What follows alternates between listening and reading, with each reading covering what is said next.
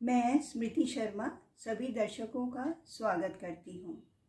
बच्चों, पिछले वीडियो में हम लोग व्याकरण की दृष्टि से संज्ञा और सर्वनाम के संपूर्ण परिचय पर बात कर चुके हैं। आज हम लोग अगले दो विकारी पद क्रिया और विशेषण पर चर्चा करेंगे। एक बार फिर से दोहरा दूं कि हिंदी व्याकरण में शब्दों के 8 भेद हैं: संज्ञा, सर्वनाम, क्रिया, विशेषण, क्रिया विशेषण, संबंध बोधक, समुच्चय बोधक और विस्मयादि बोधक। इनमें से संज्ञा, सर्वनाम, क्रिया और विशेषण ये चारों ही विकारी पद हैं। विकारी का अर्थ है परिवर्तनशील। वे शब्द जिनका वाक्य में प्रयोग की स्थिति के कारण कहीं परिवर्तन हो सकता है, जबकि क्रिया विशेषण, संबंध बोधक, विस्मयादि बोधक और समुच्चय बोधक ये चारों ही अविकारी या अव्यय कहलाते हैं। अविकारी या अव्यय का अर्थ है अपरिवर्तनशील। वे शब्द जो कहीं भी किसी भी स्थिति में परिवर्तित नहीं होते। तो अब हम लोग अपने मुख्य विषय पर आते हैं, क्रिया और विशेषण का पद परिचय।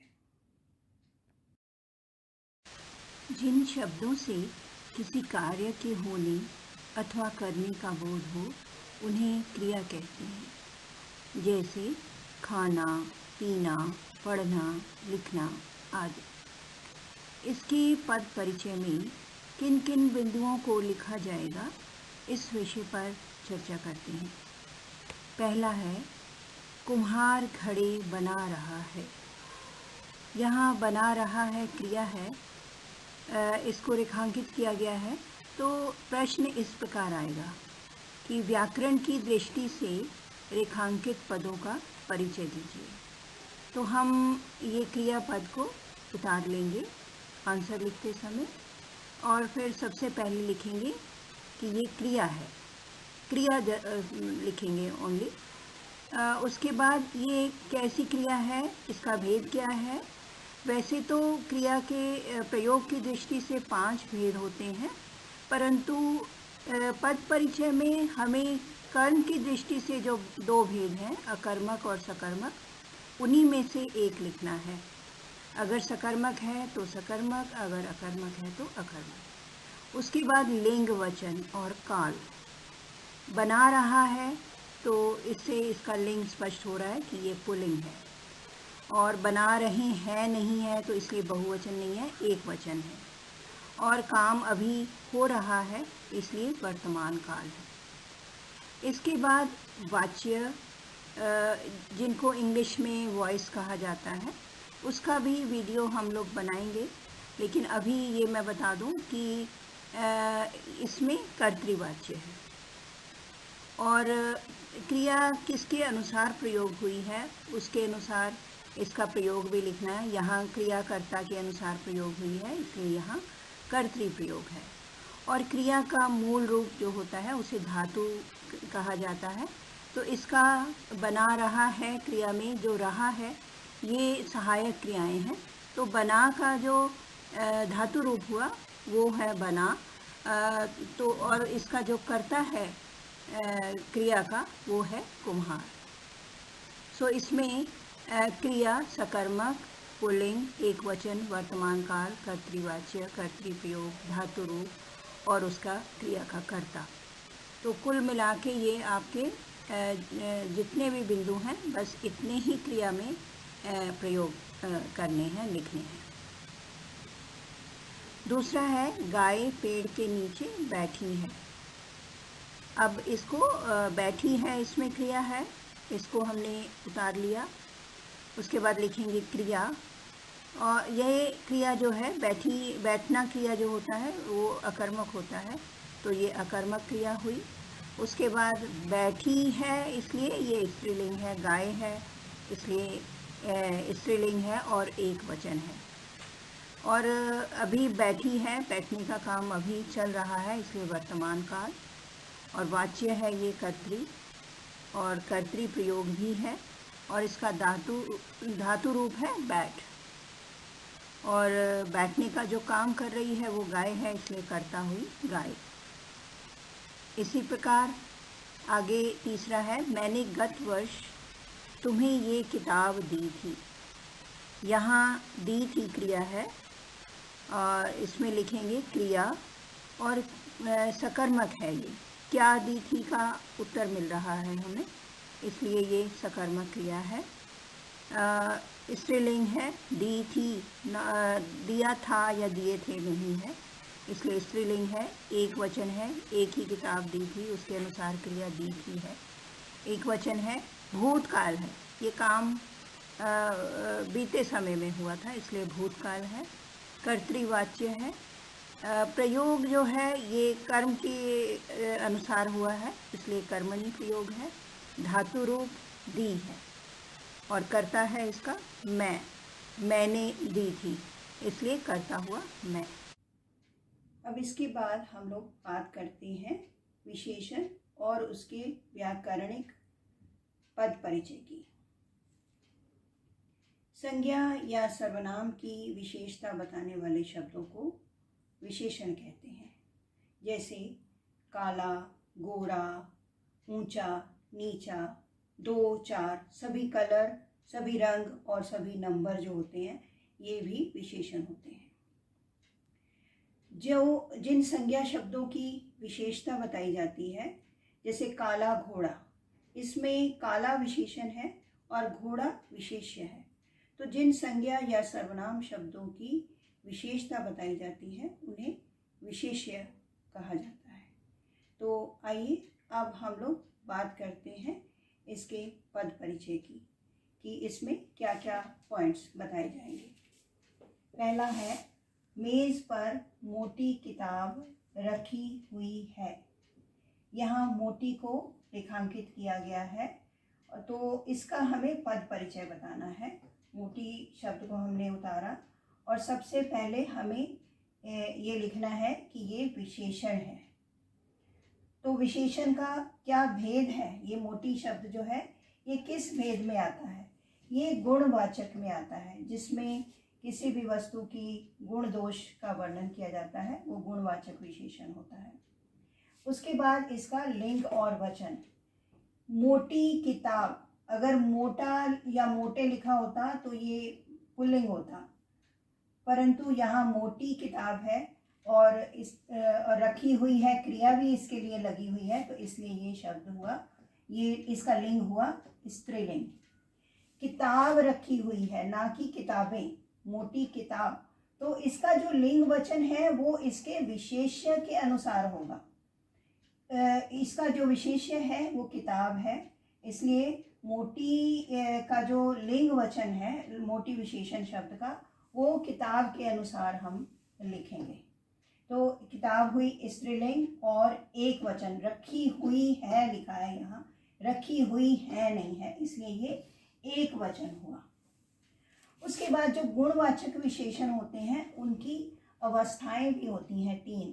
जैसे इंग्लिश में एडजेक्टिव्स की डिग्रीज होती हैं, positive degree, comparative degree, superlative degree, उसी तरह हिंदी में मूल अवस्था, उत्तर अवस्था और उत्तम अवस्था। तो ये शब्द जो है अपने मूल अवस्था में है, तो इसलिए हम लिखेंगे मूल अवस्था। और उसके बाद हम इसका विशेष्य क्या है? विशेष्य है इसका किताब, मतलब किताब की विशेषता बता रहा है कि ये मोटी है, किताब कैसी है, सो किताब इसका विशेष्य हुआ। सो इतने ही बिंदु हमने विशेषण के पद परिचय में लिखने हैं। पहला कि विशेषण है ये और उसका भेद लिखना है, उसके बाद लिंग वचन और उसकी, अगर उसकी गुणवाचक है तब उसकी अवस्था भी बताई जाएगी, अगर परिमाणवाचक या संख्यावाचक है तब उसकी अवस्था नहीं बताई जाएगी। उसके बाद विशेष्य है, विशेष्य जिस संज्ञा या सर्वनाम की विशेषता बताई जाती है वो विशेष्य होता है। तो किताब की यहाँ विशेषता है, इसलिए विशेष्य हुआ किताब। दूसरा है, रमेश यहाँ तीसरे बंगले में रहता था। तीसरे यहाँ विशेषण शब्द है, इसको रेखांकित किया गया है। तीसरे शब्द को लिया हमने। ये विशेषण है। कैसा विशेषण है? ये संख्यावाचक है। यहाँ क्योंकि कौन से बंगले में रहता है? तीसरे नंबर के, तो ये संख्यावाचक हुआ। संख्यावाचक के भी आगे भेद हैं, तो ये इसमें क्रमवाचक है। संख्यावाचक का क्रमवाचक जो भेद है, क्रम बताता है, पहला, दूसरा, तीसरा, तो ये क्रमवाचक है। उसके बाद उसका लिंग वचन तीसरे बंगले, क्योंकि ये तीसरे है, तीसरी नहीं है, तो ये पुल्लिंग हुआ। और एक ही बंगले में रहता है, इसलिए एक वचन भी हुआ।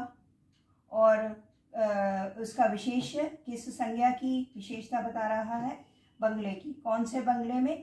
तीसरे में, तो ये विशेष्य इसका हुआ बंगला। तीसरा है, ये खिलौने तुमने कहाँ से लिए हैं। यहाँ ये विशेषण है, तो ये को हमने उतारा और सबसे पहले लिखेंगे विशेषण। कौन सा विशेषण है? ये सार्वनामिक है, सर्वनाम है ना ये शब्द।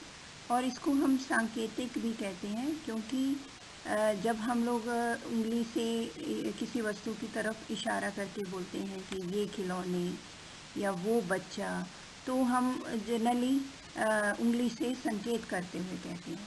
तो इसलिए ये सार्वनामिक जो संज्ञा शब्द, जो सर्वनाम शब्द संज्ञाओं के साथ लगे होते हैं, वो सार्वनामिक या सांकेतिक विशेषण कहलाते हैं। उसके बाद इसमें लिंग लिखना है और वचन लिखना है। लिंग इसका इसके विशेष्य के अनुसार होगा। तो खिलौने जो हैं पुल्लिंग होते हैं, और ये बहुवचन भी हैं।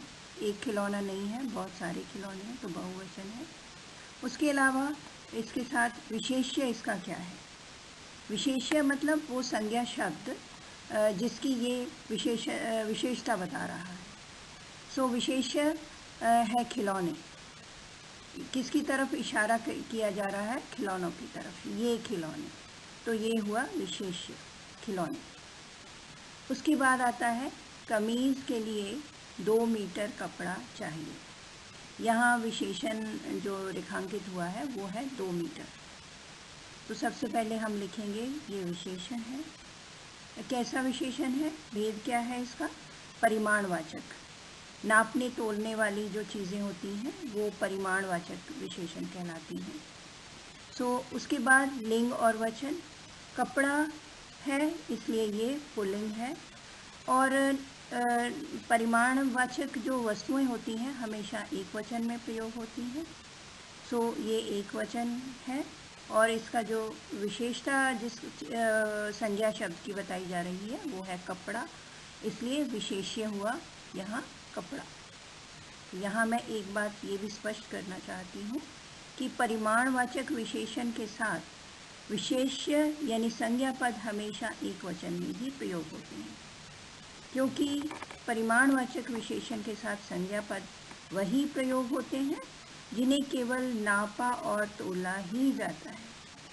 जैसे मान लो हम कहते हैं कि 1 क्विंटल गेहूँ, तो 1 क्विंटल गेहूँ खरीदा ऐसा बोलेंगे, खरीदे नहीं बोलेंगे, क्योंकि नापने तोलने वाली चीज़ों को कभी काउंट नहीं किया जाता, और जिसको काउंट नहीं किया जाता वो कभी बहुवचन में भी नहीं लिखा जाएगा। अब मुझे उम्मीद है कि आप लोगों को क्रिया और विशेषण पदों के व्याकरणिक परिचय के बारे में सब कुछ अच्छी तरह समझ में आ गया होगा। अब आप दूसरे वाक्य लेकर खुद भी अभ्यास करिए और दूसरों को भी करवाइए। और वर्णारव चैनल को सब्सक्राइब भी कर दीजिए। धन्यवाद। जय हिंद।